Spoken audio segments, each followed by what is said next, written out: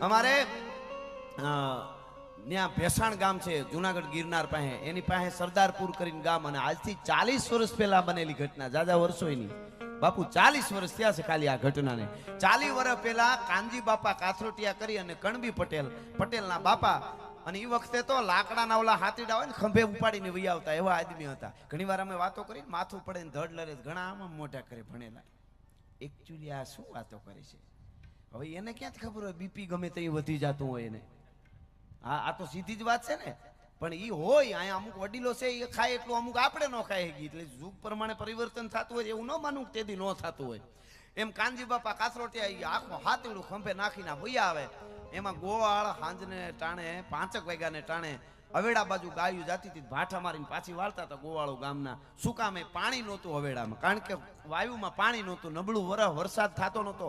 જેઠ ને અહાડ 2 કોરા વહી ગયા. એટલે કાનજી બાપાને એમ થયું, આ પડકારો રે ગોવાળો બાપા તમે માવડિયું ને હું કામ ભાઠા મારો છો, જવા દો ને. અરે બાપા અમે ભાઠા નથી મારતો, આ ભાઠા તો ભગવાન મારે છે. કે કા? તો કે વરસાદ થતો નથી, આહાડે કોરો વયો ગયો અને પાણી વાયમાં ટીપુય રહ્યું નથી, આ માવડિયું ને ક્યાં લઈ જાય? ગોવાળો કહે પાણી વગરની માવડિયું ને ધરાર અવેડે જવું, અવેડામાં તો પાણી છે નહીં, એટલા માટે ભાઠા મારી છે. અને દ્રાયકો પડી ગયો. લાગી જાય ઘડીકમાં લાગી જાય, નકર આખી જિંદગી ફેર ન પડ્યો. એક જણો સત્સંગમાં જાય ને, સત્સંગમાં તો જાતો હતો ને સત્સંગમાં, તો એનો 8-9 વર્ષનો દીકરો ભેગો જતો હતો સત્સંગમાં. એટલે એને કીધું છોકરાને પાછો વળી જા, નથી આવું. છોકરો ધરાર આવતો હતો, 2-3 ઠપાટ નાખી લીધી, વળી પાછો છોકરો વાયો ગયો. પછી ડાયા માણસે કીધું સત્સંગમાં આવે, ક્યાં ને ભૂંડું ફિલ્મ જોવા લઈ જવાનું છે કે ક્યાંય બીજે ખરાબ ઠેકાણે? છોકરાને 2 જ્ઞાનની વાતો ઉતરે, લઈ જતા હોય તો મારો શું કામ બિચારા? તો કે એને ન લઈ જાવ, ઉંમર નાની. અરે કે પણ નાની ઉંમરે જ હરખું એને એ કે મગજમાં બેહતો, કે એટલે જ ન લઈ જાવે. કાં? તો કે એ કોરી પાટી કહેવાય ને, મગજમાં બધું ઉતરી જાય. કે તમારે કે આપણે તો 40 વર્ષથી સંતવાણી ભજન કથા કાંઈ મૂક્યું જ નથી. આપણે કાંઈ પાડા ઉપર પાણી ઢોળો ફેર પડે તો આપણા ઉપર જ્ઞાનમાં ફેર પડે. એની વાત નહીં, ઓલાને લાગી જાય તો થોડાકમાં લાગી જાય. વાત તમને હું ઈ કરી રહ્યો છું. કાનજી બાપાને લાગી આવ્યું, પટેલનો દીકરો આમ હાથીડાનો ઘા કર્યો કે પાણી નમળે ને ગાયું તરસ્યું, આહાડ કોરો ગયો.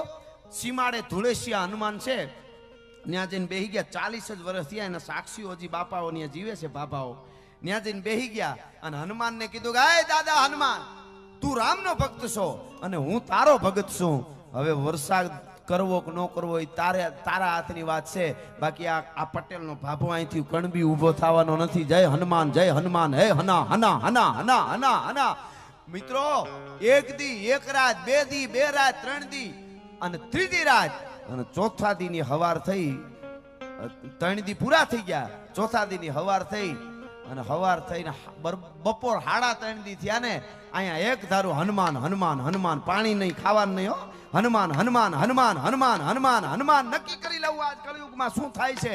અને જ્યાં 1:30 વાગ્યો ને, 1:30 ત્યાં આભા મંડળમાં ધીરી મિત્રો નજરે જોનારા 40 વર્ષ પહેલાની વાત છે.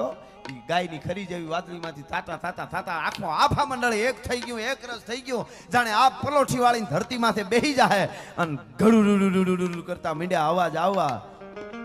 અને 2 વાગ્યાનો સમય થયો ને, ત્યાં તો શું બન્યું? ચડ્યા ઘસાટી વાદળા કાળા ધોબળા ગંબારે જોકે 23 રાતી માત્ર ઉતેરા તરાર તાતો જીગોરા મોરલા માથે વાહરી મડાણી જડી એક તારા મેઘ રાજા મડાણા.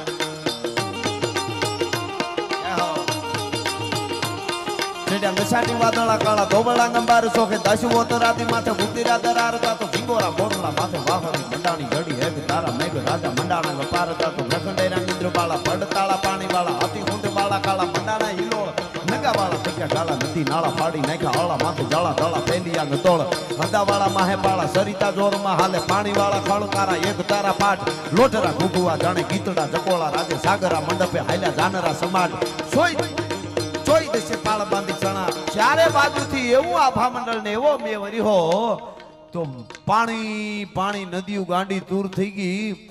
અને કહેવાય છે કે આજુબાજુના 7 ગામ ભેળા થઈ અને વાજતે ગાજતે ઢોલ ને નગારા લઈ અને ધુળેશિયા હનુમાનેથી કાનજી બાપા કાથરોટિયા ઈ કણબીના દીકરાને ઈ ઘેરે લઈ આવ્યા હતા. 3.5 દી હનુમાને હોંકારો દીધો ને વરસાદને વરહમું પડ્યું. શ્રદ્ધા અને વિશ્વાસ હોય તો આજ પણ થાય, પણ ઘણાને તો જાન લઈને જાતા હોય, હારા ઉપર વિશ્વાસ ન હોય. ઈ કે આટલો ખર્ચો કર્યો, એકચ્યુઅલી પરણાવશે જ ખરા ને. લે હવે એમાંથી હાહારા ઉપર ભરોહો ન હોય, ત્યાં માતાજી ન આવે ને ભગવાને ન આવે ને મળે ત્યાં ખાઈને હુઈ જવાય. આ તો ભરોહાની વાત છે.